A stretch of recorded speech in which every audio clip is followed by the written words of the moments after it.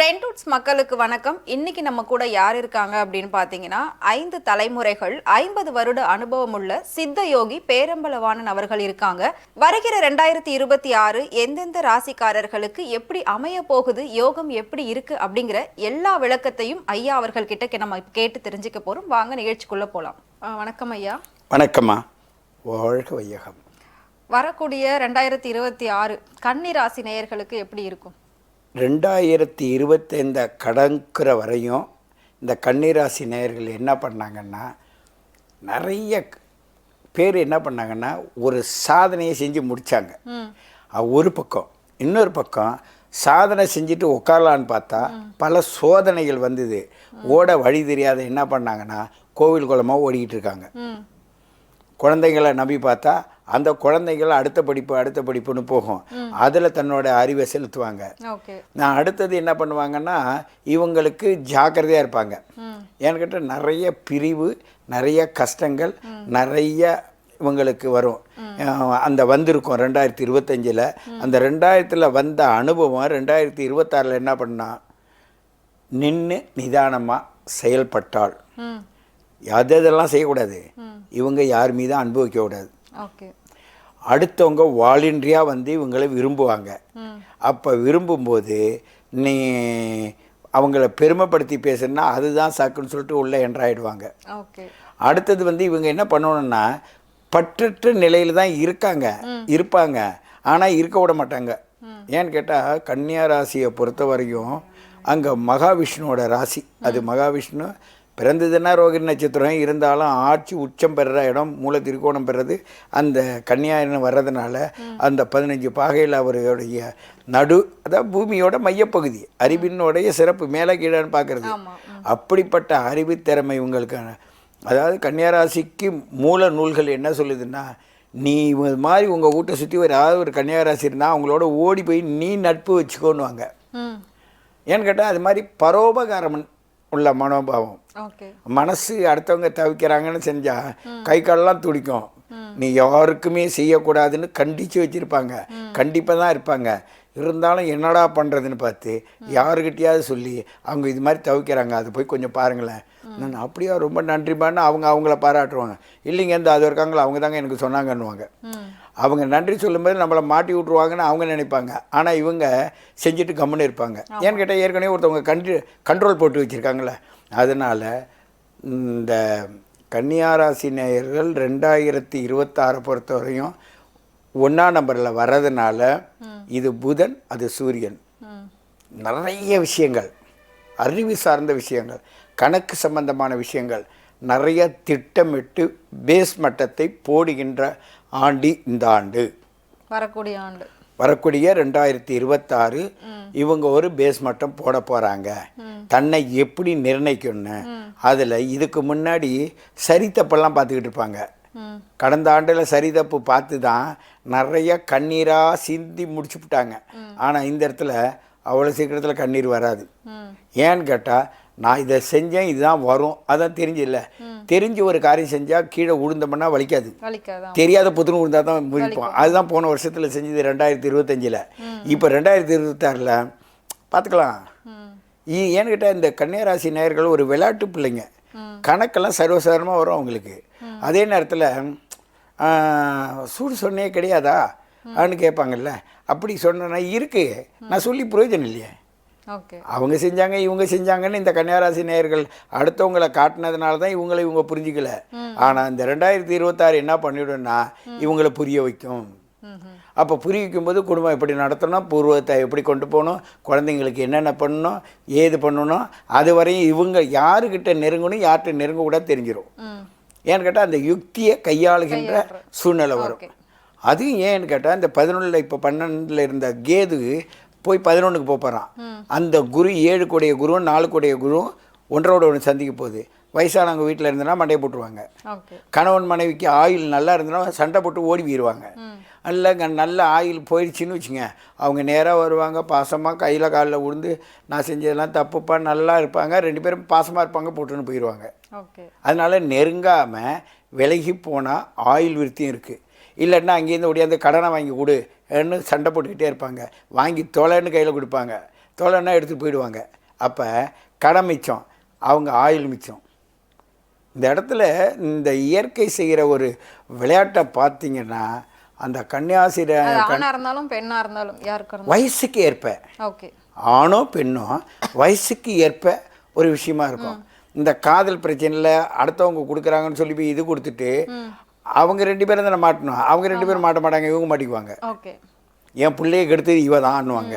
இது மாதிரி வயசுக்கு ஏற்ப அவங்கவுங்க அனுபவிச்சுட்டு வந்திருப்பாங்க. ஏன்னா அந்த பிள்ளை வந்து உங்களை கூப்பிட்டாங்கன்னா ஏய் நீ தாண்டி இழுத்து விட்டேன்னுவாங்க. இது மாதிரி நடுவில் ஐயோ சொன்னாங்க, அது சொன்னேன், நான் எனக்கு என்ன தெரியும்னா அது எங்கேயாவது ஒரு சிக்கல் வந்ததுன்னா அதுக்கு காரணம் நீ தானே இழுத்து விட்ருவாங்க. இதனோட வம்பா இருக்குன்னு சொல்லுறாங்கல்ல, அவசரப்படையில் திருந்துவியான திருந்தாத ஒரு ஜென்மன்னு ஒன்று இருக்குன்னு சொல்லுவாங்கள்ல, அது கன்னியாராசிக்காரங்களாக இருப்பாங்க. ஓகே. ஏன்னு கேட்டால் அந்த பரோபகார மனம். பொருளாதாரம் அவங்களுக்கு எப்படி?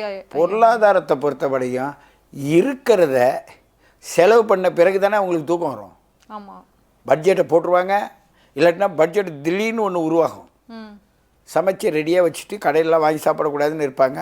திடீர்னு யாராவது ஒருத்தவங்க வருவாங்க, வந்தோடனே வேறு வழி இல்லாத சரி ஆர்டர் கொடுப்பாங்க, வா நம்ம 2 பேரும் சாப்பிட்லாம். எதிர்பாராத செலவுகள் வரும். எதிர்பாராத செலவில் செஞ்சது அப்படியே இருக்கும், வாங்கி சாப்பிட வேண்டியதாக. அப்போ அது வீணாக தானே போகும். இப்படிலாம் 2க்கும் 9 கூடைய அந்த சுக்கிரன் என்ன பண்ணுவான்னா இவங்களை இப்படி தான் பண்ணுவான். ஏன் பண்ணுவான்னா இந்த ராகு கேதுகளால் வர்றதும் 7ல் இருக்க சனியோட பார்வை இருந்துக்கிட்டு இருக்கு 2.5 வருஷம். அது இருக்கிறதுனால இவங்களுக்கு இப்படி தான் வரும். சனி இருக்கு, சனியோட பார்வை இருக்கு, பார்வை இருக்கிறதுனால ஒரு தொழில் சம்பந்தமான ஒரு வளர்ச்சியும், அது தொழில் வேணும், உங்கள் அனுபவம் எனக்கு வேணும்னு அவங்க கூப்பிட்டு நம்மளை பிடிச்சி இப்படி விடுவாங்க. ஆனால் வளர்ச்சி இருக்கும், முன்னேற்றம் இருக்கும்.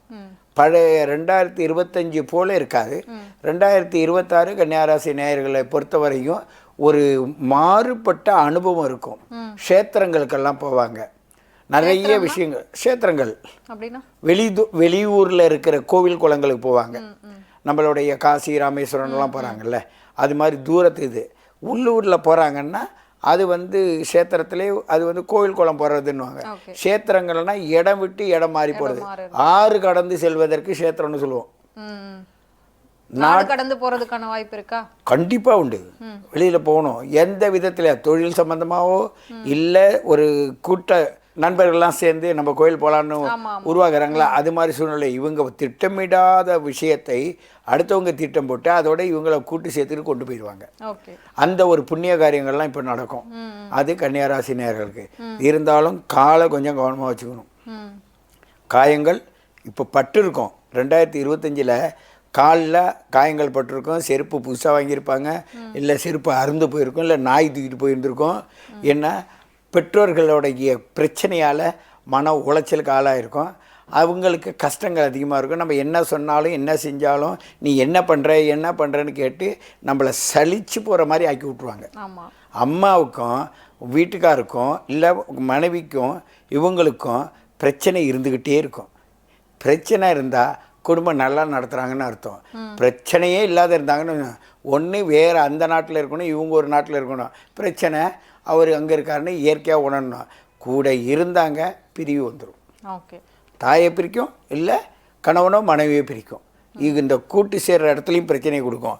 இதெல்லாம் பக்குவமாக 2026 முன்கூட்டியே சொல்லி இவங்களை பக்குவப்படுத்தி வச்சுக்கணும். ஓகே, அதாவது நீங்கள் இது வரைக்கும் சொன்ன ராசிலேயே இது கன்னி ராசிக்கு வந்து ரொம்ப நல்லா இருக்குது அப்படின்ற மாதிரி தான் இருக்குது எல்லா விஷயமும். கண்டிப்பாக. ஏன்னு கேட்டால் இந்த பிரபஞ்சத்தோட ரகசியத்திலேயே நம்ம நாடு வந்து கன்னியா ராசியோடைய அமைப்பை சார்ந்தது. அப்போ இதே தான் நாட்டுக்கு நடக்கும். நாட்டுக்குன்னா இயற்கை வளம் செழிப்பாக இருக்கும், அதே நேரத்தில் நீர் வளம் சிறப்பாக இருக்கும். பிரபஞ்சத்தோடைய சதிராட்டம்னு சொல்லுவாங்கள்ல, அது ஒரு குலுங்கும். இயற்கை ஒரு குலுங்கி விட்டு தான் ஆகும். இப்போ இந்த முதியவர்கள் இளைஞர்கள்னு சொல்கிறாங்கல்ல, இதில் முதியவர்களும் இளைஞர்களும் ஒரே மாதிரி தான் இருப்பாங்க, ஆக்டிவாக இருப்பாங்க. இந்த இடையில வந்து அந்த மருத்துவங்கள் இருக்குல்ல, புதுசாக கண்டுபிடிச்சேன்னு சொல்லி இவங்களாக கிரியேட் பண்ணி இந்த புதியவர்களையும் இந்த இளைஞர்களும் ஒரு நல்ல வழின்னு நினச்சி செய்வாங்க. இவங்க அவசரத்தில் போய் அதை செஞ்சுட்டு மற்றவங்க பேரில் பழி சொல்கிற மாதிரி சூழ்நிலை வந்துடும். ஏன்னு கேட்டால் ஸ்கின்னுக்குள்ளே தான் புதனுடைய ஆதிக்கம், ஸ்கின்னுக்கு உள்ளது. அதே மாதிரி இவங்களுக்கு கேஸ் ட்ரபிள், கேஸ்னால சம்பந்தம் பிரச்சனை வரும். அடுத்தவங்க ஏதாவது சொன்னாங்கன்னா சொல்லும்போதே கண்ணில் தண்ணியாக கொட்டும். ஏய் ஒன்றை பேசலப்பா, அது வேற ஒருத்தவங்களை பேசுனா, இல்லை இல்லை என்னதான் ஜோடையாக வச்சு பேசுகிறாங்கன்னு சொல்லிட்டு கண்ணில் தண்ணி. இது ஒரு அழுமுஞ்சிரான்ற மாதிரி இருக்கும். சிரிப்பு. இதில் இந்த மிதுன ராசிக்கும் கன்னியா ராசிக்கும் உள்ள வித்தியாசம் என்னான்னு கேட்டால், சிரித்து பேசுகிறவங்களை கண்டா மயங்கிறது மிதுன ராசி, சிரித்து பேசிக்கிட்டே இருக்கிறது கன்னியா ராசி. ஓகே.